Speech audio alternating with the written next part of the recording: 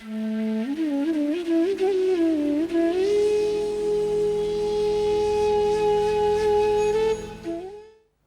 प्रश्न जिज्ञासा करते हैं, गीता में अर्जुन किस वजह से युद्ध जीते, और अगर हारते तो भी क्या गीता का महत्व उतना ही रहता जितना आज है?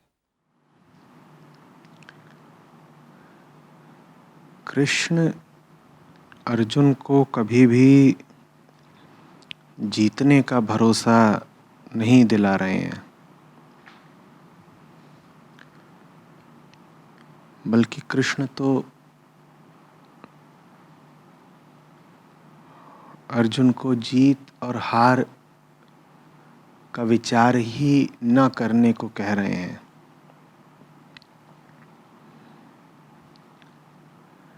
ऐसा उन्होंने बिल्कुल नहीं कहा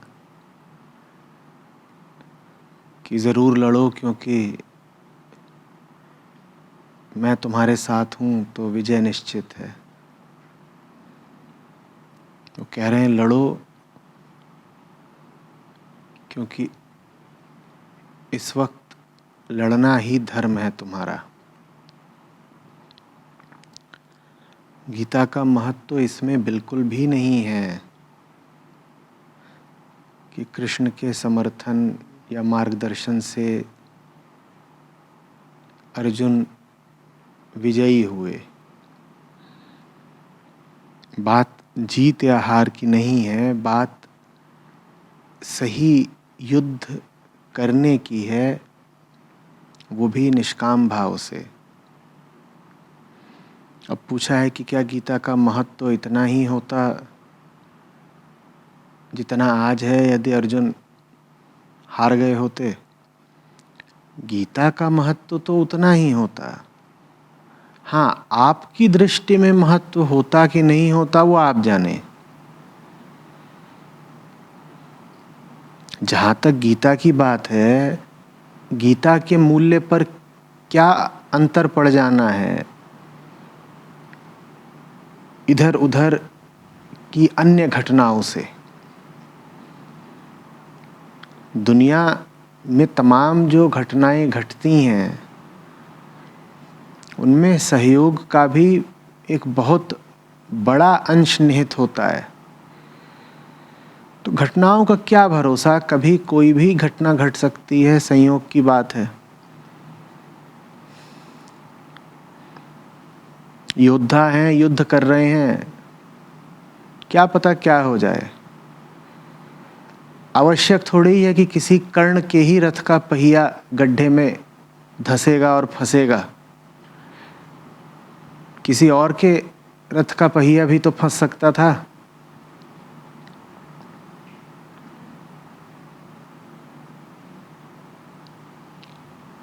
न जाने कितनी घटनाएं थीं युद्ध में जो अनपेक्षित रूप से हुई।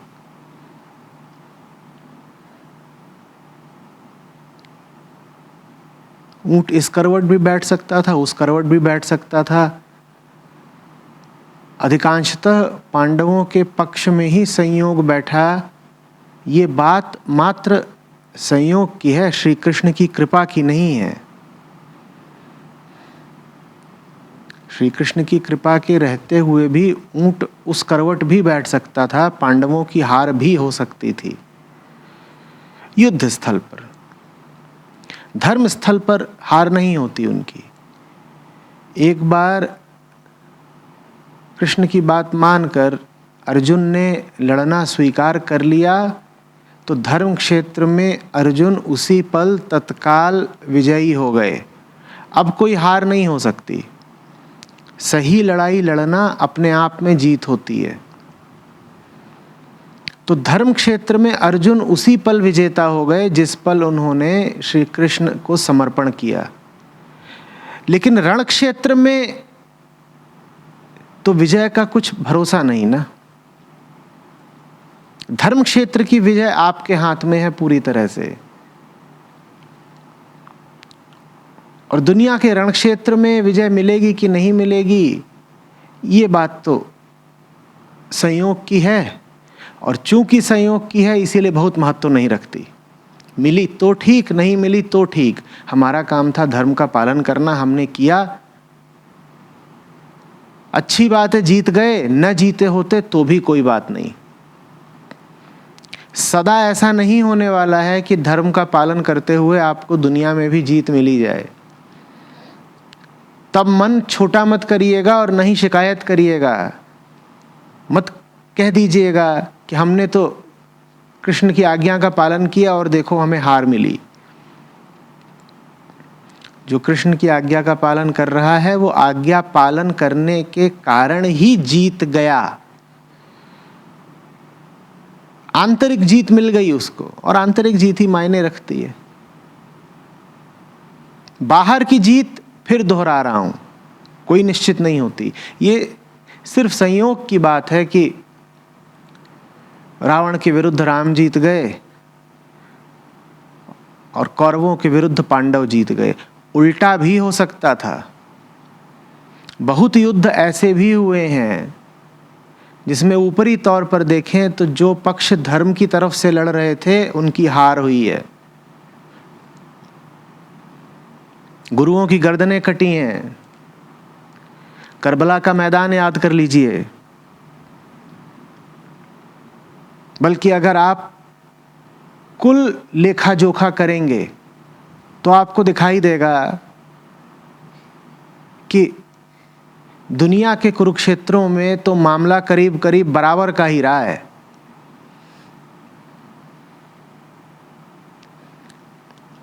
धर्म का सूरमा कभी हारा है तो कभी जीता भी है। कोई ये उम्मीद लगा करके ना बैठे कि धर्म की तरफ से लड़ेगा तो दुनिया में उसे जीत हासिल होगी ही होगी। नहीं, ऐसा नहीं है। और साथ ही साथ मैंने ये भी कहा, धर्म की तरफ से जो लड़ेगा उसे धर्म की तरफ से लड़ने के कारण ही जीत तत्काल मिल गई। कौन सी जीत तत्काल मिल गई? आंतरिक। बाहर वाली जीत उसकी बहुत परवाह मत करिए, क्योंकि बाहर वाली जीत की आप परवाह कर रहे हो तो इसका मतलब यह है कि आप कृष्ण की बात सुन ही नहीं रहे। कृष्ण तो कह ही यही रहे हैं ना कि बाहर जीत मिलती है, हार, इसकी तुम फिक्र करना ही नहीं, यही कह रहे हैं ना। और आप कृष्ण की बात सुन ही इसीलिए रहे हो अगर कि बाहर जीत मिलेगी, तो फिर आपकी बहुत श्रद्धा नहीं है श्री कृष्ण में। आप बस लालचवश उनके पास पहुंच गए हैं कि अर्जुन को जिता दिया आपने, हमें भी जिता दीजिए ना।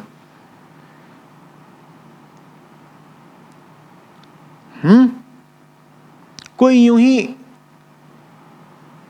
भूला भटका राह चलता तीर आकर के अर्जुन का खेल खत्म भी कर सकता था। कोई भरोसा होता है?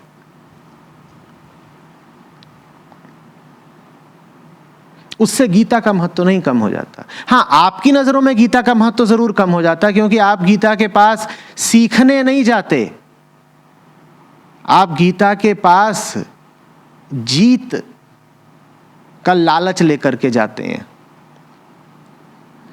हम गीता के पास इसलिए नहीं जाते क्योंकि श्री कृष्ण के दर्शन में और उपदेश में मूल्य है। हम गीता के पास भी इसलिए जाते हैं क्योंकि हमें सांसारिक तल पर अपने दुश्मनों को हराना है, उन्हें हरा करके राज्य और सत्ता को हथियाना है। तो उस दृष्टि से ठीक कह रहे हैं आप। अगर पांडवों की हार हुई होती तो आम आदमी की नजर में तो गीता का महत्व तो कम हो ही जाता। लोग कहते हैं अरे फायदा क्या हुआ, 18 अध्याय कह दिए, अर्जुन बेचारा जोश में आके कूद पड़ा, मारा गया ना। इससे अच्छा तो चुपचाप इधर उधर कहीं निकल जाता, शांति से रह लेता या संधि कर लेता।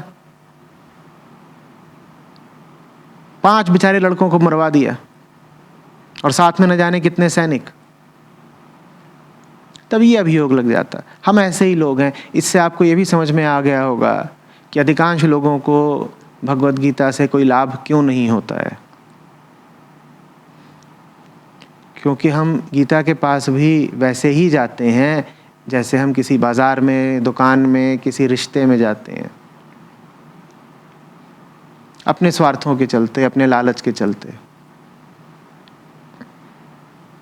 और फिर हम ताज्जुब करते हैं, इतने दिनों से पढ़ रहे हैं, कुछ समझ में क्यों नहीं आया? इतने दिनों से तथाकथित अपनी साधना कर रहे हैं, कोई लाभ क्यों नहीं हुआ? कैसे होगा लाभ? आप जो हो वही बने रहते अपने लिए लाभ के आकांक्षी हो। आध्यात्मिक ग्रंथ इसलिए थोड़े ही हैं कि आप जैसे हो आपको वहीं पे और पुख्ता कर दें।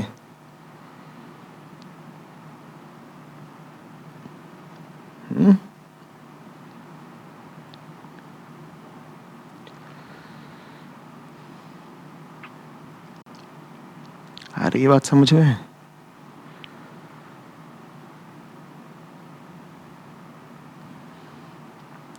कई बार तो स्थिति यहाँ तक आ जाती है कि लोगों का धर्म ग्रंथों पर से विश्वास ना उठ जाए, इसकी खातिर इतिहास को झूठ से भर दिया जाता है।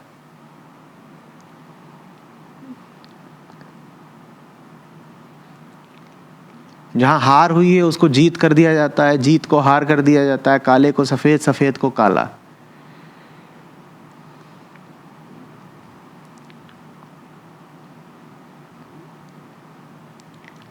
क्योंकि हम अपने नेता को, अपने धर्म गुरु को सांसारिक दृष्टि से विजेता देखना चाहते हैं। क्यों? क्योंकि हमें भी संसार में विजेता होना है, हमें संसार के पार नहीं जाना है। हमारा क्या उद्देश्य है? हमें तो जी इसी दुनिया में रहना है, इसी दुनिया को जीतना है। क्यों जीतना है? जीतेंगे तभी तो भोगेंगे। तो हमारी पूरी नजर ही दुनिया को जीतने और भोगने पर लगी हुई है। अब ऐसे में हमें कोई मिल जाए धर्मगुरु जो अपनी निजी जिंदगी में दुनिया से हारता हुआ प्रतीत होता है, उसने लड़ाइयां लड़ी, वो हार गया, उसकी संपत्ति छिन गई, उसको सम्मान नहीं मिला, इस तरह का उसका जीवन वृतांत हो, तो हमें बड़ी तकलीफ हो जाएगी उसको गुरु मानने में। हम कहेंगे ये लो, ये तो इनका हाल था, 5 इन्होंने लड़ाइयां हारी, किसी ने 2 पैसे की इज्जत नहीं दी। तो फिर कहानियां रची जाती हैं। कहानियां ये रची जाती हैं कि नहीं साहब इन्होंने हारा नहीं था, ये जीते थे। इतिहास ही पलट दिया जाता है, मिथ्स का निर्माण किया जाता है। किसके लिए? हमारी खातिर।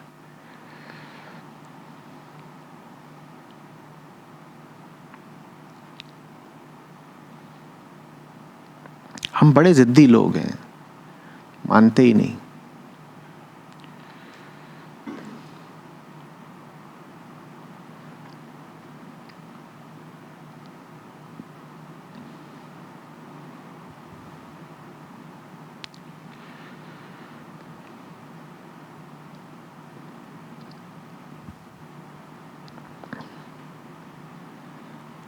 हमें कोई सच्चा मार्गदर्शक नहीं चाहिए होता, हमें भाड़े का गाइड चाहिए होता है, जो चले तो आपके आगे, चले तो आपके आगे आगे, लेकिन चले आपके अनुसार ही। आप उससे बोलें रुको तो रुक जाए, आप कहें बढ़ो तो बढ़ जाए, आप कहें छोड़ो आज का बहुत हो गया तो कहे जी, आप कहें फलानी जगह दिखा दो तो फलानी जगह दिखा दे, आप कहें नहीं वो वाली जगह नहीं देखनी तो कहे जी। हम जिसको आगे आगे भी अपने चलाना चाहते हैं, हम जिसके पीछे भी चलना चाहते हैं, हमारी इच्छा यही रहती है कि रहे वो भी हमारे नियंत्रण में ही।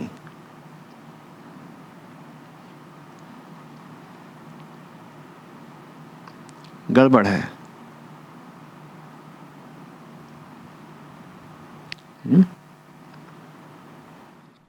प्रणाम गुरु जी। अर्जुन को ये सवाल क्यों हुआ? उसमें माया ज़्यादा थी इसलिए या माया कम थी इसलिए? जिस ओर से देखोगे वैसा दिखाई देगा। अगर कृष्ण होके देखोगे तो ऐसा लगेगा कि अर्जुन पर माया छा गई है, इसलिए ऐसे सवाल कर रहा है। और अपने पैमानों से देखोगे तो दिखाई देगा अरे अर्जुन पे माया बहुत कम है, तब तो ऐसे सवाल कर पा रहा है। वो तो निर्भर करता है ना कि कम और ज्यादा कि तुम्हारे पैमाने क्या हैं, मापदंड क्या हैं। कृष्ण की दृष्टि से देखोगे तो अर्जुन की बुद्धि पर माया छाई हुई है, पर अपने तल से देखोगे तो दिखाई देगा कि अर्जुन की बुद्धि पर तुम्हारी अपेक्षा बहुत कम माया है। जितनी माया आम आदमी के मन पर चढ़ी होती है उससे बहुत कम माया है अर्जुन के मन पर, तभी तो कृष्ण से सवाल कर पा रहा है और चुपचाप खड़ा होकर के उत्तर सुन पा रहा है। तो वो निर्भर करता है कि किस दृष्टि से देख रहे हो। अर्जुन पर जितनी भी माया है वो शून्य से ज्यादा है और अतिशय से कम है। नहीं कह सकते कि बिल्कुल नहीं है, माया है, और ना ये कह सकते हैं कि बहुत ज्यादा है, क्योंकि बहुत ज्यादा होती तो सुनता नहीं। अगर श्री कृष्ण उनके सारथी न होते, कोई आम आदमी सारथी होता तो अर्जुन की वाह युद्ध में क्या होता? तो अर्जुन क्यों होते? एक आदमी को सारथी वैसा ही मिलता है जैसा वो होता है। अगर अर्जुन है तो उन्हें कृष्ण जैसा सारथी मिलेगा ही मिलेगा। ये कोई संयोग की बात थोड़ी ही है। ये कोई अनायास थोड़ी ही हुआ था कि अर्जुन को कृष्ण मिल रहे हैं सारथी और कर्ण को शल्य। सारथी मतलब जो आपके साथ है, जो आपका रथ संभाल रहा है। आप ही तो चुनते हैं ना। अगर अर्जुन है तो वो कृष्ण को चुनेंगे, कोई और आ कैसे जाएगा उनके रथ पर? आदमी का पता कैसे लगता है? उसकी जिंदगी के चुनावों से। आप जो हो वैसा ही आप चुनाव करते हो, कोई और कैसे आ जाएगा? आप ये थोड़ी कह सकते हो आदमी में बहुत अच्छा हूं, बस काम बहुत गलत करता हूं, या कि आदमी में बहुत होशियार हूं, बस चुनाव सारे बेवकूफी भरे करता हूं। ऐसा कह सकते हो? या आदमी तो मैं बहुत आध्यात्मिक हूं, लेकिन जिंदगी के मेरे सारे निर्णय अज्ञान से ओतप्रोत हैं। पर हमें अच्छा लगता है ये कहना कि आदमी तो मैं बहुत आध्यात्मिक हूं, पर काम सारे मूर्खता के करता हूं।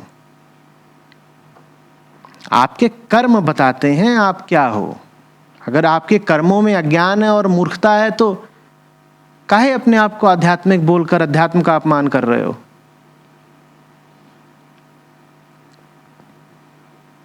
और अगर आपके कामों में बोध है, प्रकाश है, तो आप अपने आप को आध्यात्मिक बोलें कि ना बोलें, आप आध्यात्मिक हैं।